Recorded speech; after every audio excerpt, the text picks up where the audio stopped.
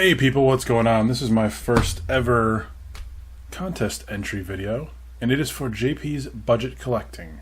If you're not aware, he is the guy who helps keep us honest as collectors by checking in on that FOMO heroine known as the CBSI Hot Top 10 list. He does this show where he looks at how the books are doing 6 months later, to remind us that you don't have to chase the market all the time. It may not be the smartest thing to do as a collector. That's a valuable service to the community. He's also a really great guy, so I figure why not make his contest the first one that I enter.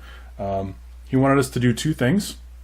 One was to talk about a story that got us into comics. The other is to talk about one of our favorite Reason stories. One of those or both of them, I'm not totally sure, but we're going to do both anyway. As for the story that got me into comics, that's easy. It is Nightfall. 1993, baby. Batman gets his back broken by Bane, just like in the movie. Let's take a quick look, shall we?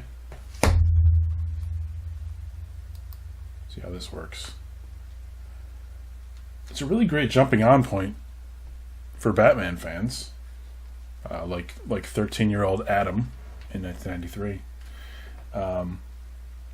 Because when you think about it, they sort of run you through his whole rogues gallery. You get to meet just about everyone, except the Penguin. The Penguin's not in here, which is kind of weird to me.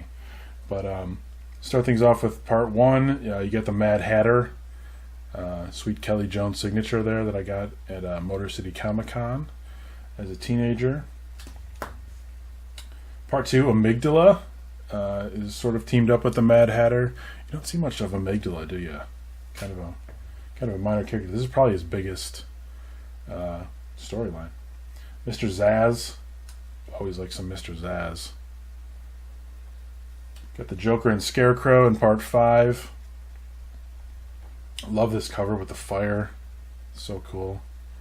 Part 7, you got Poison Ivy. One of my all-time favorites, and boy, was she a lot for a 13-year-old me to process, let me tell you. Not a huge fan of the way Jim Aparo drew her in this issue. Seems to give every character the same jawline, even if they're female. Part 8 featured Firefly, among other villains. Joker's back in 9. I don't know why 4 is in there. That's embarrassing.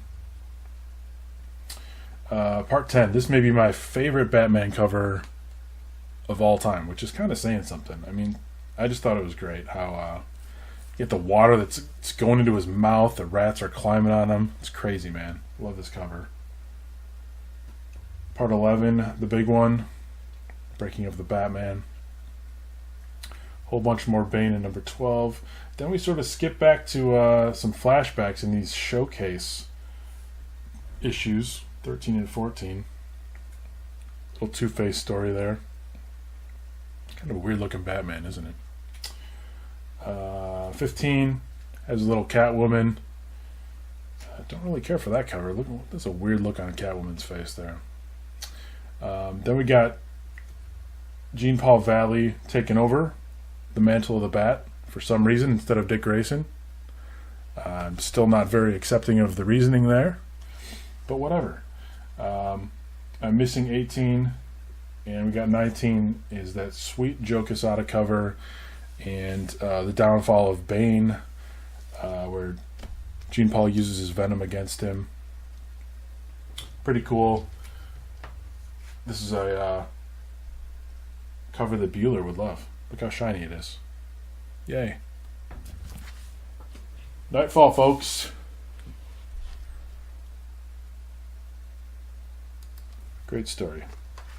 Back on camera. Alright, second part. Recent story that we love. For me, that's easy. Obviously, I took a big break from collecting. When I got back in, it was 2017. Asked my comic shop owner, what are the best stories that have been out recently?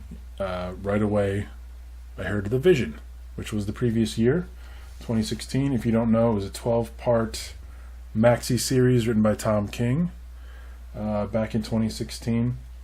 Some of the issues had a pretty low print run, so it was kind of tough to collect in singles. But of course, once I did that, they put out this beauty, the hardcover, so I got to spend another $40. The art is by Gabriel Walta, who you really never hear much about. He did some Doctor Strange issues that were really good. I don't see him in a lot of stuff, which is strange because, man, was he perfect for this. So anyway, Vision is, he's a synthezoid. He wants to be normal. He wants to have a family, so he literally builds one. You got his wife Virginia. Viv is his daughter. I believe that's Vic, his son. And, there's this really cool part where the neighbors come over and they're showing him around the house, and he's got all these cool souvenirs from his fellow Avengers. Like this lighter he got from Cap, from D-Day here. Silver Surfer gave him this vase from Zen-La. There's a gift from someone referred to as the Panther. I love how they're a little bit coy about what the names are of the fellow Avengers.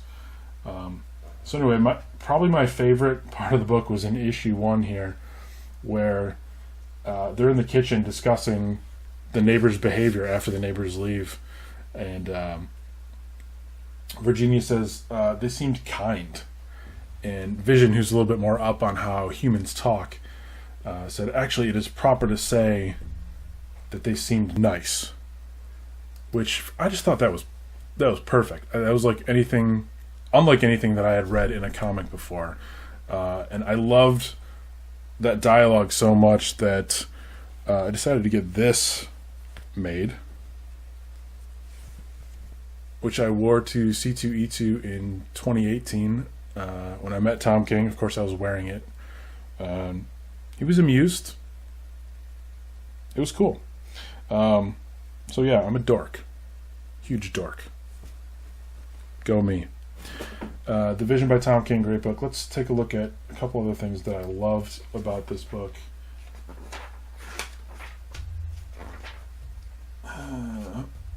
This girl in school asking Vic, "Are you normal?" on her, because she's not allowed to talk in class, so she's got to use her laptop. Say what you will about Tom King's Batman run, he knows how to humanize a character, which made scenes like this all the more shocking because you sort of accepted them. They had personalities. They were real. They were almost human. Anyway, I don't want to spoil the story, but one more really funny part that I want to point out is when Vision and his wife they're dealing with some behavioral problems with the principal of their school, with the school where their kids go. And he's just sitting there, Vision's sitting there just having to take it from this principal, and he's thinking about how many times he's saved the world. Like in this panel he says, "I am Vision of the Avengers. I've saved this planet 37 times. Like, dude, you wouldn't even be here if it weren't for me, so, cut me some slack, pal." Anyway, awesome story by Tom King. This was a fun little exercise. Oh, it got dark. What the heck? There we go. Nope. All right. Still figuring out the camera, folks. I'm new at this. Anyway, thank you, JP, for the fun and simple contest. And keep doing what you do. Anyone who's not subscribed to JP, fix that. Why don't you fix that? That's it for me. I'll see you guys later.